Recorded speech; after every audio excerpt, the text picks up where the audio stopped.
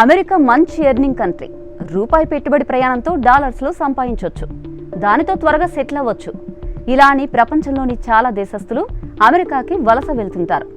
ముఖ్యంగా భారతదేశం నుండి చాలా మంది ఇప్పటి వరకు వలస వెళ్లారు. ఇండియా నుండి మిగతా రాష్ట్రాల కంటే ఎక్కువగా పంజాబ్, గుజరాత్ రాష్ట్రాల నుంచే అమెరికాకి తరలి వెళ్లారు. సాధారణ విజిటింగ్ వీసా నుండి సిటిజన్షిప్ వరకు ఈ రెండు రాష్ట్రాల వాళ్లే అధికంగా ఉన్నారు. అంతేకాదు, మరీ ముఖ్యంగా రెఫ్యూజీ స్టేటస్ కూడా ఈ రెండు రాష్ట్రాల నుండే ఉంది. రెఫ్యూజీ స్టేటస్ అంటే తమ దేశంలో తమకు రక్షణ లేదని శరణార్థిగా ఆశ్రయం ఇమ్మని కోరడం. అమెరికాలో పంజాబీలకు గుజరాతీలతో పోలిస్తే 2001 నుండి 2022 సంవత్సరం వరకు 63% సక్సెస్ రెఫ్యూజీ స్టేటస్ నమోదైంది.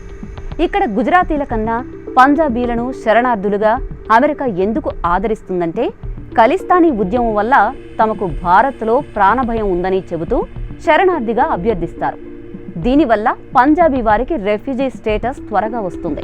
ఇకపోతే గుజరాతీలు సాధారణ ఆర్థిక కారణాలు ఉంటాయి.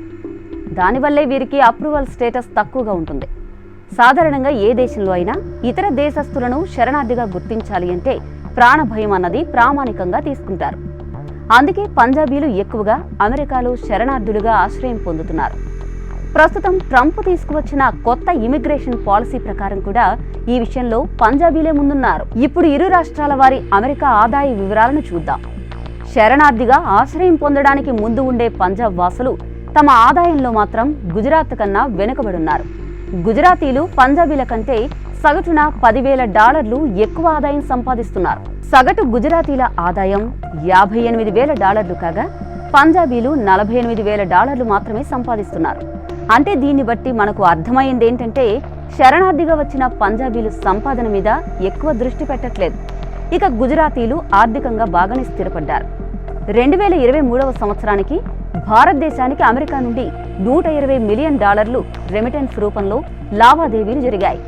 అంటే అమెరికాలో ఉన్న వాళ్ళు తమ వాళ్లకి డబ్బులు ఎంత పంపారన్నమాట. దీనిలో కూడా గుజరాత్ ముందే ఉంది. రీజన్ ఏదైనా భారతదేశం నుండి వలస వెళ్తున్నారు అంటే ప్రభుత్వం ఆలోచించాల్సిందే. ఆదాయం కోసమైతే సరి, ప్రాణభయమని పరాయి దేశంలో ఆశ్రయం పొందితే దేశ ప్రతిష్టకు పెద్ద దెబ్బే.